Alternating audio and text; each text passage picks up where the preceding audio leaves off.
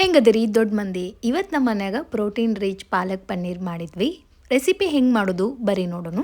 ನೀರು ಕುದಿಯಕ್ಕೆ ಇಡಬೇಕು. ಪಾಲಕ್ ಅದಕ್ಕೆ ಹೆಚ್ಚಿ ಹಾಕಬೇಕು. ಒಂದು ಕುದಿ ಕುದ ನಂತರ ಅದನ್ನು ತೆಗೆದು ಇಟ್ಬಿಡ್ಬೇಕು. ಒಂದು ಪಾತ್ರೆಗೆ ಎಣ್ಣೆ ಹಾಕಬೇಕು. ಕಾದ ನಂತರ ಉಳ್ಳಾಗಡ್ಡಿ ಹಾಕಿ ಅದನ್ನು ಚೆಂದಾಗಿ ಹುರ್ಕೋಬೇಕು.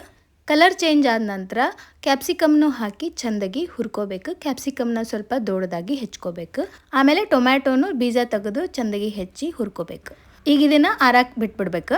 ಆಮೇಲೆ ಒಂದು ಮಿಕ್ಸಿ ಜಾರ್ಗೆ ಪಾಲಕ್ನ ಹಾಕಿ ಪೇಸ್ಟ್ ಮಾಡಿ ಇಟ್ಕೋಬೇಕು. ಹಂಗೆ ಹುರಿದಿರೋ ಎಲ್ಲ ತರಕಾರಿನೂ ಹಾಕಿ ಜೀರಿಗೆ ಹಾಕಿ ಮೆಣಸಿನ್ಕಾಯಿ ಮತ್ತು ಕಸೂರಿ ಮೇಥಿ ಹಾಕಿ ಅದನ್ನು ಕೂಡ ಪೇಸ್ಟ್ ಮಾಡಿ ಇಟ್ಕೋಬೇಕು.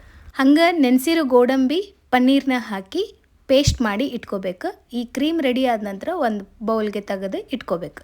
ಆಮೇಲೆ ಒಂದು ಪಾತ್ರೆಗೆ ಎಣ್ಣೆ ಹಾಕಿ ಅದಕ್ಕಾದ ನಂತರ ಸ್ವಲ್ಪ ತುಪ್ಪ ಹಾಕಿ ಸಣ್ಣಗೆ ಹೆಚ್ಚಿರೋ ಬೆಳ್ಳುಳ್ಳಿ ಮತ್ತು ಗೋಡಂಬಿನ ಹಾಕಿ ಬ್ರೌನ್ ಕಲರ್ ಬರೋವರೆಗೂ ಹುರ್ಕೋಬೇಕು. ಬ್ರೌನ್ ಕಲರ್ ಆದಮೇಲೆ ಪಾಲಕ್ ಪೇಸ್ಟ್ ಮತ್ತು ತರಕಾರಿ ಪೇಸ್ಟ್ನ ಹಾಕಿ ಚೆಂದಾಗಿ ಮಿಕ್ಸ್ ಮಾಡ್ಕೋಬೇಕು.